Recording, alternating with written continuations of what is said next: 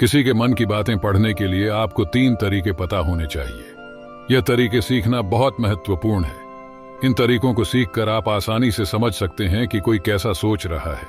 तो आइए, मैं आपको गौतम बुद्ध की एक कहानी सुनाता हूं, जो आपको दूसरों के मन को पढ़ने के तरीके सिखाएगी। बहुत समय पहले की बात है। एक छोटे से गांव में 2 भाई थे। बड़े भाई अंधा था, इसलिए वह हमेशा घर पर ही रहता था और छोटे भाई खेती करता। हालांकि खेतों में बहुत सारे जानवर थे और उनके कारण पूरी कृषि बर्बाद हो रही थी। इससे छोटे भाई को बहुत परेशानी हो रही थी। फिर एक दिन उसे ख्याल आया कि वह अपने अंधे बड़े भाई की मदद क्यों नहीं लेता, ताकि वह खेतों से जानवरों को भगा सके, क्योंकि उसका बड़ा भाई अंधा था। वह खेत में बैठकर जानवरों की आवाज सुनते ही उन्हें डरा सकता था। इस तरीके से हमारी कृषि बच सकती थी। इस सब कुछ सोचने के बाद उसने अपने खेत में एक छोटा सा झोपड़ा बनाया और अपने अंधे भाई को उसमें रखा। उसने उससे कहा, भाई, अगर तुम किसी जानवर की आवाज सुनो तो जोर से चिल्लाओ और जानवर यहां से भाग जाएंगे। इससे हमारी फसलें बच जाएंगी। बड़ा भाई अपने छोटे भाई के विचार से सहमत हो गया और खेत में बैठने लगा। जब कभी उसे किसी जानवर की आवाज सुनाई पड़ती, वह तुरंत जोर से चिल्लाने लगता और जानवरों को डराकर भगा देता। वे कई दिनों तक यह अभ्यास जारी रखते हैं। एक दिन एक हिरण उनके खेत में दौड़ रहा था और खेत को तोड़कर भाग गया। हालांकि एक राजा भी वहां था, बुद्ध की कहानियां जो हिरण की पीछा कर रहा था। राजा का ध्यान अंधे भाई पर गया और उनसे पूछा, क्या तुमने यहाँ एक हिरण देखा है? जवाब में अंधे भाई ने कहा, मैं अंधा हूं, मैं कैसे हिरण देख सकता हूं? पर मैं तुम्हें इतना बता सकता हूं कि मेरी खेत से जो जानवर भाग गया है वह आपकी पीछा करने लायक नहीं है। आप अपना समय बर्बाद कर रहे हैं। उस अंधे के शब्दों से चौंका हुआ था। उसे आश्चर्य हुआ कि अंधा यह कैसे कह सकता है कि जो हिरण मैं ढूंढ रहा हूं वह पीछा करने लायक नहीं है। तब राजा ने अंधे से कहा, क्या तुम मुझसे झूठ नहीं बोल रहे? एक ओर तुम कहते हो कि तुम अंधा हो और दूसरी ओर तुम यह दावा करते हो कि वह जानवर जो यहां से भाग गया है मेरे पीछे पड़ने के लायक नहीं है। फिर अंधा भाई ने कहा, ओ राजा, वह प्राणी जिसे तुम हिरण समझ रहे हो वह वास्तव में हिरण नहीं है। वह एक मादा हिरण है और मेरे ज्ञान के अनुसार वह गर्भवती है। मैंने कभी सुना नहीं है कि कोई राजा एक गर्भवती मादा हिरण की शिकार करता है। इसलिए मैं तुम्हें यह कह रहा हूं कि वह तुम्हारे पीछे पड़ने के लायक नहीं है। तुम्हें उसकी पीछा करने में अपना समय बर्बाद नहीं करना चाहिए। यह सुनकर राजा और भी हैरान हुआ। उसे समझ में नहीं आया कि अंधा यह कैसे जान सकता है कि वह गर्भवती मादा हिरण है। उसने सोचा कि कैसे एक अंधा यह जान सकता है मैं जिस हिरण की शिकार कर रहा हूं वह क्या गर्भवती है या नहीं। इस अद्भुत अंधे का इतना आत्मविश्वास के साथ कैसे कह सकता है? इसलिए मुझे इसे जांच करना होगा। इसलिए राजा ने सत्यता जानने का निश्चय किया और अपने कमांडर से कहा, कमांडर, मुझे चाहिए कि वह प्राणी जिंदा रहे, क्योंकि मुझे जांच करना है कि यह वाकई एक गर्भवती मादा हिरण है। यह अंधा आदमी इतनी आत्मविश्वास के साथ कह रहा है और मुझे यह सुनिश्चित करना है। जाओ और जांच कि क्या वह एक गर्भवती मादा हिरण है।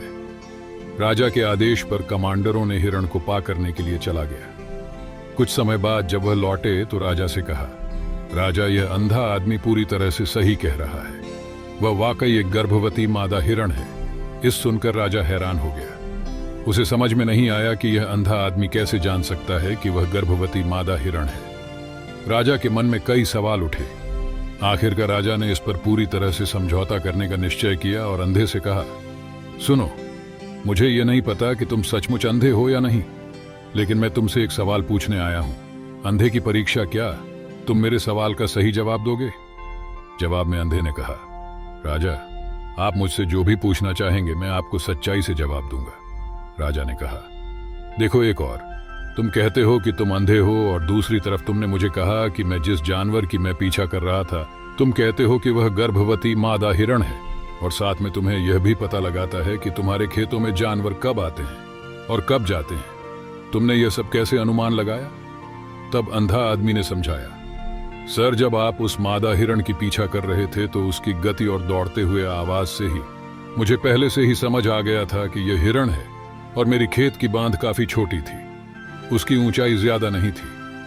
अगर यह सामान्य हिरण होती तो वह आसानी से उस बांध को पार कर सकती थी, लेकिन वह हिरण ने उस बांध को तोड़कर भाग लिया था, और यदि वह बांध पार करने की कोशिश करती तो उसके संतान को खतरा होता है। इसलिए मुझे समझ में आ गया कि वह गर्भवती है।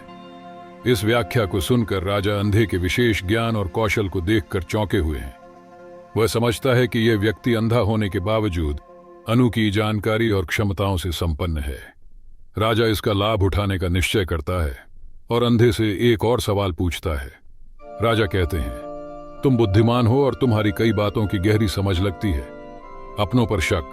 आज मैंने तुम्हें यहां बुलाया है ताकि जान सकूं कि मेरी पत्नी मेरे प्रति विश्वासी है या नहीं।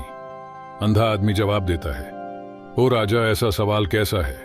आपका विवाह कई सालों से चल रहा है और अब आप ऐसी बातें जानना चाहते हैं। ऐसे सवाल आपके मन में क्यों उत्पन्न हो रहे हैं? हालांकि राजा कहता है, तुम्हें इस सवाल का जवाब दे देना होगा। अगर तुम मुझे उत्तर नहीं दोगे तो मैं तुम्हें मृत्यु दंड से सजा दूंगा। राजा की धमक सुनकर अंधा कहता है, बहुत अच्छा, मैं तुम्हें तुम्हारे सवाल का जवाब दूंगा। ओ राजा, अगर तुम इस सवाल का जवाब चाहते हो तो तुम्हें मेरी एक सेवा करनी होगी।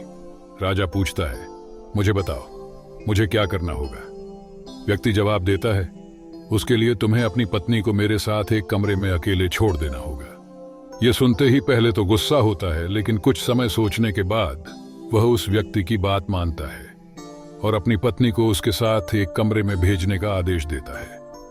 कमांडर उस पर क्रियान्वयन करता है और अंधे आदमी और रानी को एक कमरे में अकेले छोड़ देता है। उस समय अंधा अपनी बात कहते हैं, मुझे तुम्हें छूना है। यह सुनते ही रानी बहुत गुस्से से भरी हो जाती है और अंधे को पीटने लगती है, कभी हाथों से तो कभी पैरों से और कभी पूरी ताकत से वह उसे बेहद बेरहमी से पीटती है। बाद में किसी तरह अंधा अपनी जान बचा लेता है और राजा के पास जाता है। उसने राजा से कहा, ओ राजा, आपकी पत्नी विश्वासी नहीं है। इस सुनते ही राजा बहुत गुस्से से भरकर अपनी तलवार निकालता है और सीधे अपनी पत्नी के पास जाता है। उसने उससे गुस्से में कहा, रानी, आज मैं तुमसे एक सवाल पूछूंगा और तुम्हें सच्चाई से जवाब देना होगा। अगर तुमने झूठा बोला तो मैं तुम्हारा सर तुरंत अलग कर दूंगा। उसने पूछा, मुझसे कहो, क्या तुम विश्वासी हो या नहीं? इस पर रानी ने कहा, ओ राजा, तुम मुझे मार दो, लेकिन मैं विश्वासी नहीं हूं। राजा बहुत खुश हुआ क्योंकि वह सब कुछ जो अंधे ने कहा था वह पूरी तरह से सच था। इस सुनते ही राजा तत्काल अंधे के पास जाता है और पूछता है, तुमने कैसे जान लिया कि मेरी पत्नी विश्वासी नहीं है? अंधा उत्तर देता है, ओ राजा, ये काफी सरल है। मैंने आपकी पत्नी से कहा कि मैं उसे छूना चाहता हूं और वह इतनी रोष में आ गई कि मुझे मारने लगी। वफादार औरत कैसे किसी अन्य पुरुष को छू सकती है? जब मैंने उससे कहा कि मैं उसे छूना चाहता हूं, वह मुझे इनकार कर सकती थी, लेकिन उसने मुझे मारना शुरू कर दिया और उस प्रक्रिया में उसने मेरे पूरे शरीर को छुआ। अब तुम मुझसे बताओ, इस प्रकार की औरत विश्वासी कैसे हो सकती है? राजा कहता है, तुम बहुत बुद्धिमान हो। ठीक है, तो चलो आगे बढ़ते हैं। उसके बाद वह जोर से कहता है, एक और सवाल का सही जवाब दो और मैं तुम्हें यहां से जाने दूंगा।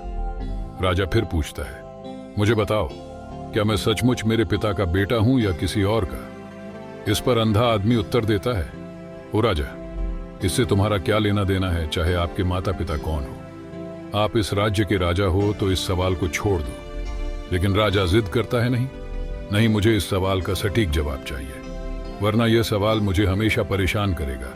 इसलिए मैं सच्चाई जानना चाहता हूं। अगर तुम सही जवाब दोगे तो मैं तुम्हें यहां से जाने दूंगा। अंधा आदमी उत्तर देता है, ओ राजा, मेरे लिए इस सवाल का उत्तर देने के लिए तुम्हें अपनी मां के पास जाने की कोई आवश्यकता नहीं है।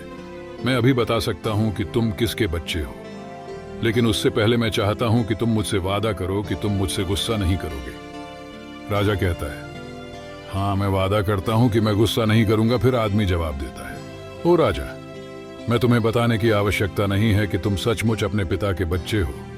मैं तुम्हें अब बता दूं कि तुम मेरे स्वामी राजा और परमेश्वर के पुत्र हो। मैं वादा करता हूं कि मैं आपसे गुस्सा नहीं होऊंगा।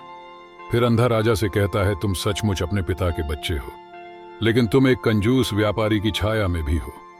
यह सुनते ही राजा बहुत खुश हो जाता है और तत्काल अपनी मां के पास जा जाता है। उससे कहता है, मां, कृपया मुझे सच बताओ, क्या मैं सचमुच अपने पिता का बच्चा हूं या किसी अन्य का? अगर तुम मुझे सच नहीं बताओगी तो मैं यहां ही अपनी जान दे दूंगा। मुझे सच बताओ, क्या है? राजा की मां कहती है, पुत्र, तुम सचमुच अपने पिता का बच्चा है। लेकिन तुम एक कंजूस व्यापारी की छाया में भी हो। जब मैं नहाकर अपनी आवश्यकता अनुसार देख रही थी तो मैंने तुम्हारी ऊपर कंजूस व्यापारी की छाया देखी। ये सुनते ही राजा बहुत खुश हो जाता है और तत्काल ही अंधे के पास लौटता उससे पूछता है, तुमने कैसे जान लिया कि मेरी ऊपर कंजूस व्यापारी की छाया थी? अंधा जवाब देता है, ओ राजा, आप मुझसे कई सवाल पूछते हैं और मैंने सभी के सही उत्तर दिए हैं। अगर आप कोई अन्य राजा होते तो मैंने अब तक कई पुरस्कार प्राप्त कर लिए होते, लेकिन आपने मुझे कुछ नहीं दिया। मैंने अब तक एक भी पैसा नहीं लिया है। इसी से मैंने अनुमान लगाया कि आप बहुत कंजूस है। यह सुनकर राजा हंसते हुए कहता है, जो भी तुम मांगो मैं जरूर दूंगा, लेकिन मुझे बताओ तुम कैसे जान लेते हो क्या सही है और क्या गलत, और तुम इतने सटीक और निष्कलंक उत्तर कैसे दे सकते हो? अंधा आदमी कहता है, ओ राजा, मैं प्राकृतिक रूप से अंधा हूं। अगर मेरी आंखें होती तो मैं किसी के विचारों को आसानी से समझ सकता। मन का अपनी भाषा होती है और इस भाषा को किसी के शरीर की क्रियाओं में देखकर समझा जा सकता है। व्यक्ति की आंखों, होठों, काम करने के तरीके और उनकी गतिविधियों को देखकर हम समझ सकते हैं कि उसके मन में क्या चल रहा है। इस पर आधारित हम किसी के विचारों को जान सकते हैं। लेकिन मैं अंधा हूं, इसलिए मुझे क्रियाओं के माध्यम से जानना पड़ता है। अगर मुझे कुछ जानना होता है तो मैं अगले व्यक्ति को कार्य सौंपना पड़ता है। देखना होगा कि वह कैसे काम करता है और उसके आधार पर मैं समझ सकता हूं कि उसके मन में क्या चल रहा है। इस सुनते हुए राजा पूछता है, क्या इसका मतलब है कि मैं भी किसी के विचारों को जान सकता हूं? इस पर अंधा आदमी कहता है, बिल्कुल, आप भी किसी के विचारों को समझ सकते हैं। यह रहा एक अंधा और राजा की कहानी। अगर आप मन की बातों को पढ़ने की कला को जानना चाहते हो तो इस वीडियो को लाइक करें और चैनल को सब्सक्राइब कर दें। आपको मन की बात की कला के 3 तरीके बताए गए, लेकिन उसके लिए आपको पहले अपनी आत्मा पर काम करना पड़ेगा, और वह काम है अपनी मानसिकता को शांत करना, अपनी मानसिकता को वर्तमान में लाना। इसके लिए आज मैं आपको 3 तरीके बताऊंगा, और ये 3 तरीके बहुत ही सरल और आसान हैं। लेकिन राजा, इससे पहले आपको एक चीज करनी होगी। अपनी मानसिकता को संकेंद्रण दूसरों के विचारों को समझ सकते हैं। नामो बुद्धा।